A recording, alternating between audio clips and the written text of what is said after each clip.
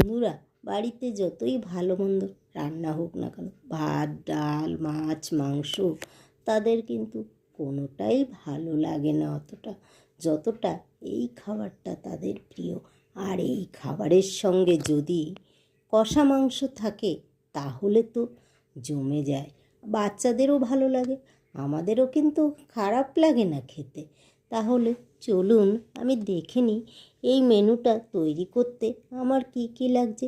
আমি এখানে ক্যাপসিকাম, গাজর, বিনস আর নিয়েছি কাজু বাদাম, কিশমিশ আর ঘি আর বাসমতি রাইস। এই দিয়ে তৈরি করব এই খাবারটা, খেতে খুব ভালো লাগে। চলুন তাহলে দেখে নিই কীভাবে এই খাবারটা আমি তৈরি করি। এবার গ্যাসের উপরে একটা কড়াই বসিয়ে দিলাম, তার মধ্যে একটু দারচিনি, লবঙ্গ আর এলাচ দিয়ে দিলাম। দিয়ে পরিমাণ মতো এখানে লবণ দিয়েছি আর জল দিয়েছি। এবার জলটা ফুটে উঠলে আমি আগের থেকে ভিজিয়ে রেখেছিলাম বাসমতি চালগুলো, সেগুলো দিয়ে দিলাম।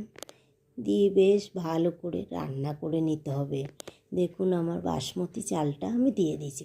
যদিও সবাই এটা রান্না করতে পারে, তবুও আমি একবার শেয়ার করলাম আমি কিভাবে রান্না করি, সেটাই আপনাদের জানানোর চেষ্টা করলাম। দেখুন আমার ভাতটা হয়ে গেছে।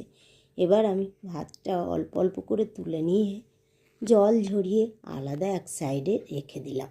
আমি কিন্তু এটার মধ্যে ঠান্ডা জল দিই না, কারণ কেমন ভাতটা একটু জল জল ভাব হয়ে যায়। একটু শক্ত করেই নামিয়ে নিয়েছি। এবার কড়াইতে তেল দিলাম, সাদা তেল দিয়েছি, আর অল্প ঘি দিয়ে রান্না করব কি না, আপনারা চাইলে পুরোটা ঘি দিয়েই রান্না করতে পারেন। আমি এখানে গরম মশলা দিয়েছি, লবঙ্গ, দারচিনি ও সামান্য জয়িত্রী দিয়েছি। এবার কেটে রাখা ক্যাপসিকাম, গাজর, বিনসগুলো ওই তেলের মধ্যে দিয়ে দিতে হবে।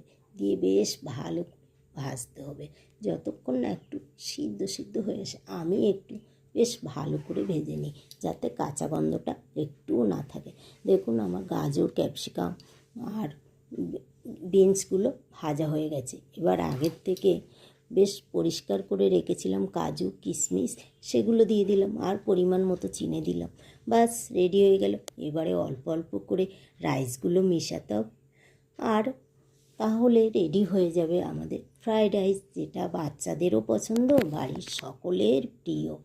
সবাই রবিবারের মেনুতে এটা রাখতে পারেন, এটা কিন্তু খেতে খুব ভালো লাগে।